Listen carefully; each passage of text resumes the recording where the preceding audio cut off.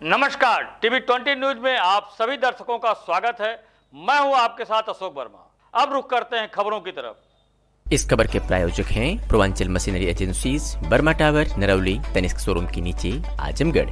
Proprietor हैं अशोक वर्मा और mobile number है 9415207728।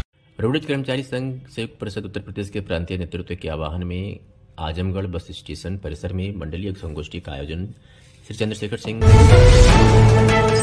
क्षेत्रीय अध्यक्ष की अध्यक्षता में संपन्न हुआ।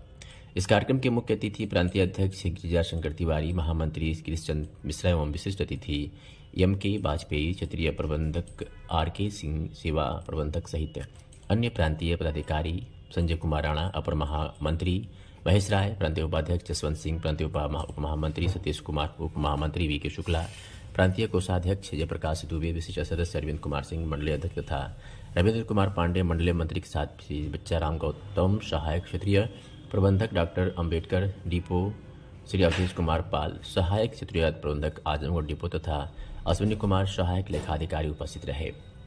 कार्यक्रम का संचालन श्री PN सिंह, क्षेत्रीय मंत्री द्वारा किया गया। संगोष्ठी कार्यक्रम में वेद प्रकाश पांडे, क्षेत्रीय उपमंत्री धीरेन्द्र कुमार सिंह, लेखा परीक्षक सहित मधुकर चतुर्वेदी, रमाशंकर यादव सहित सैकड़ों संख्या में पदाधिकारी कर्मचारी उपस्थित रहे। परिवहन निगम की जो प्रमुख समस्याएं हैं उसमें परिषद का ये मानना है कि इस प्रदेश में 7% से भी कम राष्ट्रीयकृत मार्ग हैं। तो इन राष्ट्रीयकृत मार्गों की संख्या बढ़ाई जाए, साथ ही साथ जो नए एक्सप्रेसवेज और हाईवेज बन रहे हैं या बन चुके हैं उनको राष्ट्रीयकृत मार्ग घोषित किया जाए। साथ ही साथ यात्री कर की जो दरें हैं, पैसेंजर टैक्स जिसको पहले कहते थे, तो वो दरें प्राइवेट और हमारी बसों के जो टैक्स का रेट है वो बहुत ज़्यादा अंतर है। हमारी बसों पे, नई बस पे 600 रुपया पर सीट पर मंथ हमको पे करना पड़ता है राज्य सरकार को टैक्स के रूप में। वहीं पर प्राइवेट बस से, निजी बस से सिर्फ 150 रुपया प्रति बस पर सीट पर मंथ लिया जाता है।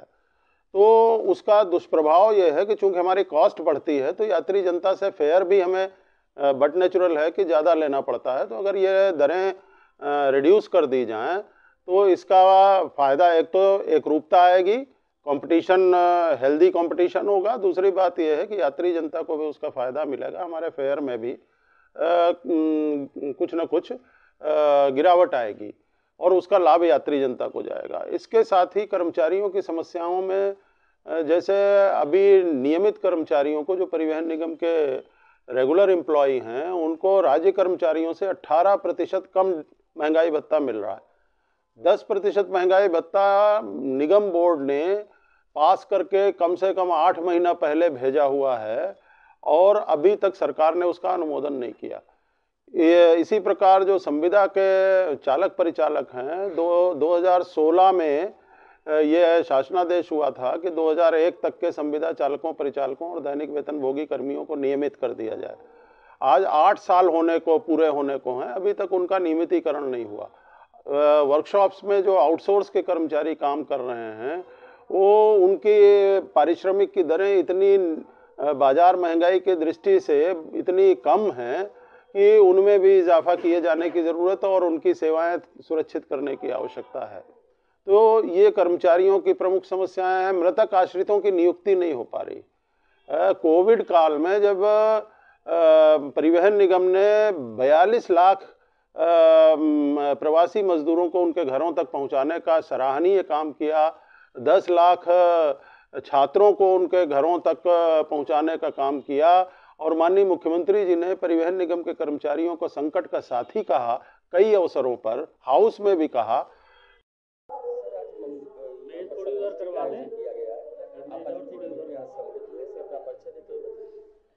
मैं गिरीश चंद्र मिश्र, महामंत्री रोडवेज कर्मचारी संयुक्त परिषद उत्तर प्रदेश। ये गोष्ठी क्षेत्रीय स्तर पर रोडवेज कर्मचारी संयुक्त परिषद उत्तर प्रदेश ने पिछले दिनों फैसला किया अपनी केंद्रीय कार्यकारिणी में कि प्रदेश के प्रत्येक क्षेत्र में क्षेत्रीय स्तर पर गोष्ठियों का आयोजन किया जाए। उसी के अंतर्गत आज ये आजमगढ़ क्षेत्र में इस गोष्ठी का आयोजन किया गया है और इस गोष्ठी के विचारणीय विषय मुख्य रूप से परिवहन निगम की समस्याओं पर चर्चा और परिवहन निगम के कर्मचारियों की समस्याओं और उनके समाधान के उपायों पर चर्चा। साथ ही साथ परिवहन निगम की आय को कैसे बढ़ाया जाए, यहाँ पर जो डीजल की खपत है इसमें इसके औसत को कैसे सुधारा जाए, साथ ही साथ यात्री जनता को कैसे और बेहतर सुविधा दी जा सके, इन विषयों पर चर्चा की जानी है। कर्मचारियों की मृत्यु हुई, उनके आश्रितों को तक आज तक नौकरी नहीं मिल पाई और कुल मिलाकर लगभग 988 मृतक आश्रित दर दर भटक रहे हैं। उनका नियमितीकरण या उनको सेवायोजित नहीं किया जा रहा है। इसी प्रकार आपके और कई समस्याएं निचले स्तर की हैं, तो उनका भी समाधान नहीं हो पा रहा है। कहने को तो निगम स्वशासी है, स्वायत्त शासी है, लेकिन यहाँ पर कितनी बसें होंगी गवर्नमेंट तय करती है, किन मार्गों पर चलेंगी गवर्नमेंट तय करती है, बोर्ड ऑफ डायरेक्टर्स में कौन होगा गवर्नमेंट तय करती है, एमडी कौन होगा गवर्नमेंट तय करती है, चेयरमैन कौन होगा गवर्नमेंट तय करती, कर्मचारियों के वेतन भत्ते क्या होंगे गवर्नमेंट तय करती, उनके प्रमोशन कब कब होंगे गवर्नमेंट तय करती। हर चीज़ में गवर्नमेंट का दखल है और कहने को ये इंडिपेंडेंट कारपोरेशन है, किराया कितना होगा ये भी गवर्नमेंट तय करती। तो ये सारी चीज़ें गवर्नमेंट तय करती है और इसको कहते हैं कि ये स्वशासी संस्था है और इसको यदि लाभ में होगी तभी इसमें कुछ कर्मचारियों को मिल पाएगा। तो ये दोहरा मापदंड बहुत ही अनुचित है। तो इन सारे विषयों पर आज की गोष्ठी में चर्चा होनी है और ये एक मिली जुली गोष्ठी है जिसमें मैनेजमेंट के लोग भी होंगे और कर्मचारी प्रतिनिधि भी होंगे और इसमें चर्चा करके किसी निष्कर्ष पर हमको पहुंचना है। गुलरियागंज ईंट भट्टे पर कुछ मजदूरों को बंधुआ श्रम के अंतर्गत बंधक बनाया गया है। बंधुआ मजदूरी की सूचना के क्रम में थाना एंटी ह्यूमन ट्रैफिक यूनिट व श्रम विभाग के संयुक्त टीम द्वारा मौके पर पहुंचकर थाना क्षेत्र गुलरियागंज के खुशरी पट्टी सेरा चौक ईंट भट्टा से कुल 23 श्रमिक महिला पुरुष और उनके बच्चे निवासीगण जनपद अमरोहा उत्तर प्रदेश को बंधुआ श्रम से मुक्त कराकर श्रम विभाग द्वारा ईंट भट्टा स्वामी नियोजक के विरुद्ध नोटिस जारी करते हुए श्रमिकों की इच्छानुसार ईंट भट्टा स्वामी से रास्ते का खाना खुराक एवं किराया की व्यवस्था कराकर श्रमिकों को सकुशल निजी वाहन से उनके गृह जनपद अमरोहा भेजा गया। सीएमओ आजमगढ़ डॉक्टर इंद्र नारायण त्रिपाठी द्वारा किया गया और उन्होंने कहा कि यहां पर जांच के उपरांत अगर कोई भी वृद्ध अधिक बीमार या कोई बड़ी बीमारी से ग्रसित मिलता है तो उसे जिला अस्पताल ले जाकर इलाज करवाएं या प्रदेश के किसी भी बड़े हायर सेंटर पर मुफ्त में इलाज कराया जाएगा। और इस अवसर पर वृद्धाश्रम में 80 वृद्धजनों लोगों को का शुगर, टीबी, सर्दी, जुकाम, ईसीजी आदि बीमारियों का इलाज कर दवा वितरण किया गया और सभी वृद्धजनों लोगों को दूध, फल व मिष्टान, वस्त्र इत्यादि का वितरण किया गया है। और इस अवसर पर राज्य चिकित्सा अधिकारी मनीष तिवारी, डॉक्टर सुधीर मिश्र, डॉक्टर सलमान फैजी, डॉक्टर नाहिद तबस्सुम, लालचंद मौर्य, पूजा कुमार यादव उपस्थित रहे। हम जानना चाहते हैं कि वृद्धाश्रम पे आप जो है किस उद्देश्य से आए हैं, कौन सी संस्था आपकी है? हम लोग यहाँ आकांक्षा समिति की तरफ से आए हैं और यहाँ वृद्धजनों की सेवा यहाँ आए हैं ये देखने के उनका जितने भी इंतज़ाम हैं वो सब ठीक हैं या नहीं हैं। और माताओं के लिए हम लोग आज साड़ियाँ लेकर आए थे और जो हमारे वृद्धजन हैं उनके लिए सबके लिए स्वेटर्स लेकर आए हैं। कंबल और फलों का भी यहाँ पे वितरण, मिठाई का वितरण हुआ है और यहाँ की व्यवस्था हमें देखकर काफ़ी अच्छी लगी। और लेकिन कुछ मरम्मत की और योगदान की यहाँ पर ज़रूरत है। तो लोगों से भी मेरा आह्वान है, सरकार जो कर सकती है वो ज़रूर करेगी कि आप लोग भी यहाँ आएँ और कुछ योगदान करें ताकि जो वृद्धजन हमारे हैं जिन्हें परिवारों ने तो छोड़ दिया पर समाज ना छोड़े और उनकी देखभाल अच्छे से की जाए, उनको उनका स्वास्थ्य का ध्यान रखा जाए, उनके खाने पीने का बाकी सारी व्यवस्थाएं और अच्छी कर सकें हम लोग। ये आप सभी से मेरा निवेदन। ये मैम आपकी आकांक्षा समिति जो अभी जिले स्तर की है तो प्रदेश स्तर की, राष्ट्रीय स्तर? नहीं, ये आकांक्षा समिति प्रदेश स्तर की है और उत्तर प्रदेश सरकार के जियो द्वारा गठित की गई है और ये हर ज़िले में इसकी ब्रांच है और जिसकी अध्यक्ष डिस्ट्रिक्ट मजिस्ट्रेट की वाइफ होती है और जितने भी ब्यूरोक्रेट्स हैं उन सब की पत्नियां इसकी मेंबर होती हैं और लोग भी इनके मेंबर बन सकते हैं। मगर जो अध्यक्ष है वो ब्यूरोक्रेसी की तरफ से जो डीएम की पत्नी है वही रहती है और इनका जो मूल उद्देश्य इसको गठन करने का ये था कि सरकार की जो योजनाएं हैं जो आम लोगों तक नहीं पहुंच पा रही हैं, तो सरकार की योजनाओं और लोगों के बीच हम एक पुल का काम करें। हम ये देखें कि योजनाएं सही तरीके से क्रियान्वित की जा रही हैं या नहीं की जा रही हैं, और हमारा जो भी फोकस है वो सबसे ज़्यादा महिलाओं और बच्चों के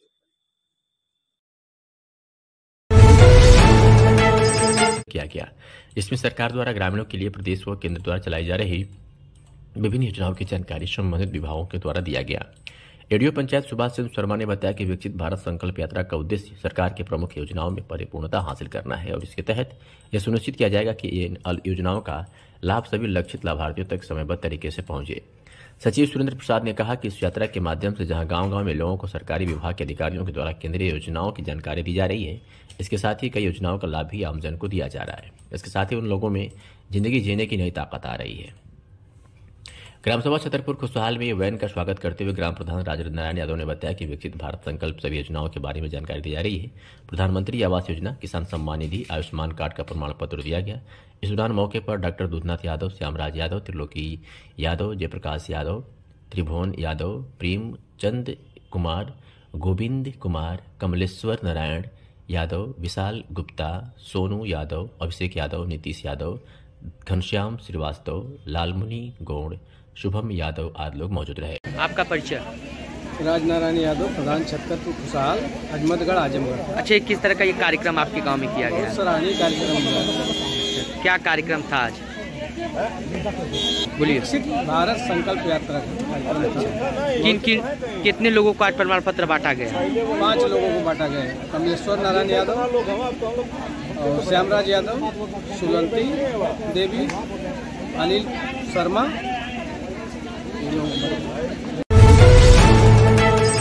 के बारे में जागरूकता सुनिश्चित करते हुए समाज के अंतिम व्यक्ति तक योजनाओं की पहुंच को सुगम बनाए जाने के उद्देश्य से विकसित भारत संकल्प यात्रा का आयोजन 24 नवंबर से किया जा रहा है। इसी क्रम में आज विकसित भारत संकल्प यात्रा कार्यक्रम के अंतर्गत विकासखंड एरौला के ग्राम पंचायत गहजी व शंभुपुर उर्फ पूरा अतरौलिया के ग्राम पंचायत सिपारपट्टी व सेनपुर अजमतगढ़ के ग्राम पंचायत देवपुर, कमालपुर व छतरपुर खुशहाल विलियागंज की ग्राम पंचायत बरोही सहित तमाम क्षेत्रों में इस भारत विकसित बनाने का संकल्प शपथ दिलाया गया। टैक्सी आदि के चालकों को शराब पीकर गाड़ी न चलाने, वाहन को सड़क के किनारे न खड़ा करने, वाहन को ओवर स्पीड में न चलाने आदि यातायात नियमों को पालन करने हेतु जागरूक किया गया। सीयू सगड़ी महेंद्र कुमार शुक्ला का जनपद अयोध्या स्थानांतरण हुआ है। विदाई समारोह कार्यक्रम में पुलिस अधीक्षक आजमगढ़ अनुरागार द्वारा दोनों सीयू के द्वारा किए गए कार्यों की सराहना की गई तथा फूल माला पहनाया गया व मोमेंटो देकर सम्मानित करते हुए भावभीनी विदाई दी गई। समारोह में अपर पुलिस अधीक्षक नगर सुरेंद्र लाल, अपर पुलिस अधीक्षक ग्रामीण अरुण कुमार दीक्षित, अपर पुलिस अधीक्षक यातायात संजय कुमार समत सीओपीसी लालगंज व सगड़ी के समस्त कर्मचारीगण मौजूद रहे। सीएमओ आजमगढ़ डॉक्टर इंद्र नारायण त्रिपाठी द्वारा किया गया और उन्होंने कहा कि यहां पर जांच के उपरांत अगर कोई भी वृद्ध अधिक बीमार या कोई बड़ी बीमारी से ग्रसित मिलता है तो उसे जिला अस्पताल ले जाकर इलाज करवाएं या प्रदेश के किसी भी बड़े हायर सेंटर पर मुफ्त में इलाज कराया जाएगा। और इस अवसर पर वृद्धाश्रम में 80 वृद्धजनों लोगों को का शुगर, टीबी, सर्दी जुकाम, ईसीजी आदि बीमारियों का इलाज कर दवा वितरण किया गया और सभी वृद्धजनों लोगों को दूध, फल व मिष्टान, वस्त्र इत्यादि का वितरण किया गया है। और इस अवसर पर राज्य चिकित्सा अधिकारी मनीष तिवारी, डॉक्टर सुधीर मिश्र, डॉक्टर सलमान फैजी, डॉक्टर नाहिद तबस्सुम, लालचंद मौर्य, पूजा कुमार यादव लोग उपस्थित रहे। हाँ सर, क्या नाम है आपका? मैं डॉक्टर मनीष तिवारी, प्रभारी चिकित्सा अधिकारी रानीक सराय। सर, ये वृद्धाश्रम में क्या कार्यक्रम है? आज यहाँ हेल्थ कैंप का आयोजन माननीय मुख्य चिकित्सा अधिकारी महोदय के निर्देशानुसार किया गया है, जिसका उद्घाटन माननीय मुख्य चिकित्सा अधिकारी महोदय ने किया है। यहाँ पे करीब 80 लोग वृद्ध हैं, जिनमें 45 पुरुष हैं और 35 महिलाएं हैं, जिनका स्वास्थ्य परीक्षण किया जा रहा है। जिसमें से करीब यहाँ पे जो जांचें हो रही हैं वो डायबिटीज़, शुगर के लिए हैं, नॉर्मल ब्लड हीमोग्लोबिन वगैरह की जांच हो रही है। यहाँ पे टीबी के भी जांच हो रही है, आयुष्मान कार्ड के लिए भी है। लगभग नॉर्मल सारी जांचें हो रही हैं और हमारे डॉक्टर साहब फिजिशियन हैं, ऑप्थेल्मोलॉजिस्ट हैं, गायनिकोलॉजिस्ट हैं, ये लोग यहाँ पे चेक कर रहे हैं। डॉक्टर साहब, ये फल वगैरह वितरण भी किया गया है स्वास्थ्य विभाग की तरफ से? ये फल वितरण स्वास्थ्य विभाग और रेड क्रॉस सोसाइटी की तरफ से किया जा रहा है। हरिहरपुर विकासखंड पलानी तथा मंडलीय चिकित्सालय में emergency ward, oxygen supply, medicine track, मरीज के खाने पीने तथा मेडिसिन स्टोर का कक्ष निरीक्षण किया। खबर आजमगढ़ से TV20 न्यूज पर, जहां के आजमगढ़ के जिलाधिकारी विशाल भारद्वाज ने आज अपने भ्रमण दिवस के दौरान उच्च प्राथमिक विद्यालय हरिहरपुर विकासखंड पलानी, ग्राम सचिवालय, ग्राम पंचायत हरिहरपुर विकासखंड पलानी तथा मंडलीय चिकित्सालय में emergency ward, oxygen supply, medicine truck, मरीज के खाने पीने तथा मेडिसिन स्टोर का कक्ष निरीक्षण किया और साथ ही साथ जो कुछ कमियां थोड़ी बहुत पाई गई थी उसके सुधार के लिए अपनी मातहतों को उन्होंने निर्देश दिया।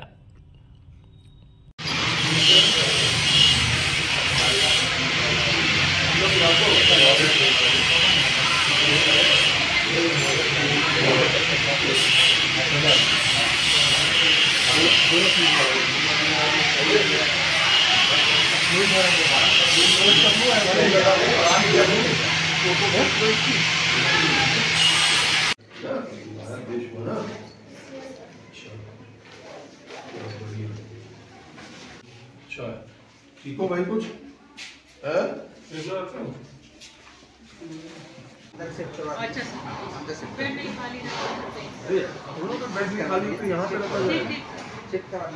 पोस्ट ऑपरेशन वाले क्यों आ रहे हैं?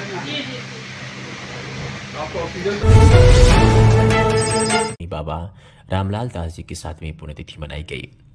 इस दौरान निशक्त जनों को कंबल वितरित भी किया गया। इस अवसर पर आयोजित श्रद्धांजलि सभा में हथियाराम मठ के महंत महामंडलेश्वर भया भवानी नंदन यति महाराज ने ब्रह्मर्षि मौनी बाबा रामलाल दास जी महाराज को चमत्कारी सिद्धियों का स्वामी बताते हुए कहा कि ऐसे संत मिल जाएं तो भगवंत के मिलने में विलंब नहीं है। उन्होंने कहा कि मौनी बाबा तपोमूर्ति थे और सदैव परोपकार में लगे रहते थे। यति जी ने गहजी के संपूर्ण क्षेत्र को अत्यंत ऊर्जावान बताया और कहा कि मौनी बाबा के गुरुतत्व से अभी भी लोगों का कल्याण होता रहा है। विद्यालय के प्रबंधक फौजदार सिंह, प्रचार डॉक्टर दिवाकर सिंह, संजय सिंह ने लोगों का स्वागत किया। इस मौके पर अरुण कुमार सिंह IPS, सत्यव्रत ब्रह्मचारी, स्वामी रामकृष्ण दास, विधायक ग्राम यादव, प्रभुनारायण पांडे प्रेमी, पंडित सुभाष चंद्र तिवारी, कुंदन बम्बम गिरी, राम मिलन सिंह, मुन्ना बाबा, संजय पांडे, अशोक पाठक, महंत संजय पांडे, रवि बाबा सहित अनेक स्थान के साधु संत और भारी संख्या में लोग मौजूद रहे। संचालन सानंद सिंह ने किया। ही जनपद के संभ्रांत नागरिक और राजनीतिक हस्तियां बिलरियागंज उनकी निज आवास पहुंची और शोक संवेदना व्यक्त की। इसके बाद पार्थिव शरीर पैतृक गांव रौनापार पहुंचा, जहां क्षेत्रीय लोगों ने श्रद्धासुमन अर्पित कर शोक संवेदना व्यक्त की। इसके बाद अंतिम संस्कार के लिए दोहरी घाट पहुंचा। सुकाकुल वर्मा परिवार को सभी लोगों ने ढाढ़स बढ़ाया। आपको बता दें कि शोभनाथ वर्मा सामाजिक गतिविधियों से भी जुड़े हुए थे। इनके अंतिम दर्शन के लिए अपार जनसमूह उमड़ पड़ा था।